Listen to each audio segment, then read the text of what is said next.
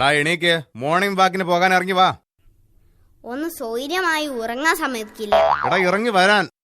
അച്ഛ, morning walk ഞാൻ വൈകുന്നേരം നടന്നോളാം. വരാനാ പറഞ്ഞത്. എന്റെ അമ്മോ വന്നേക്കാ.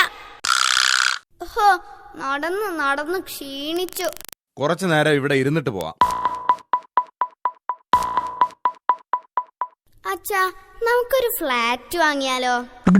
ഫ്ലാറ്റ്? എടാ അതിന് ലക്ഷങ്ങളാവും. ഏയ്, ലക്ഷങ്ങളൊന്നും ഇല്ലെന്നേ. ഒരു ഫ്ലാറ്റ് എന്റെ ഫ്രണ്ടിന്റെ അച്ഛൻ വാങ്ങിയിട്ടുണ്ടല്ലോ. ലക്ഷങ്ങളൊന്നും ആയില്ല.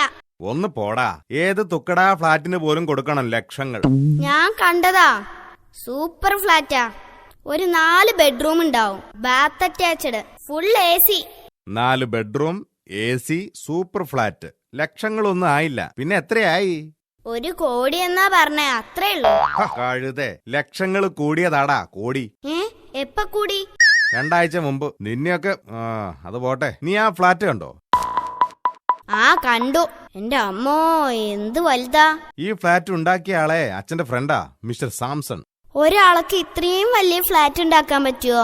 സത്യം പറ, പുള്ളി ഒറ്റയ്ക്ക് ഉണ്ടാക്കിയതാ? സത്യമാ മോനെ? ഒരു ഫ്ലാറ്റ് ഒറ്റയ്ക്ക് ഉണ്ടാക്കിയ വീരനെ ഒന്ന് കാണാൻ തോന്നുന്നു.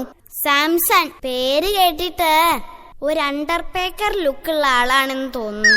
അല്ലാതെ ഒറ്റയ്ക്ക് ഒരു ഫ്ലാറ്റ് ഉണ്ടാക്കാൻ പറ്റുമോ? നമുക്കൊന്ന് സാംസണിന്റെ വീട് വരെ ഒന്ന് പോവാം.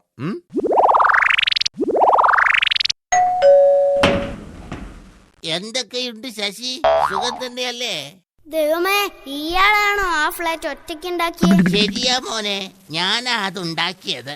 ഡോ, ഒരു ഇഷ്ടിക കഷ്ണം പൊക്കാൻ പറ്റാത്ത താനാണോ ആ വലിയ ഫ്ലാറ്റ് ഒറ്റയ്ക്ക് ഉണ്ടാക്കിയത്? ഇത് വിശ്വസിക്കണെങ്കിലേ ടിന്റുമോൻ വേറെ ജനിക്കണം. ആഹാ.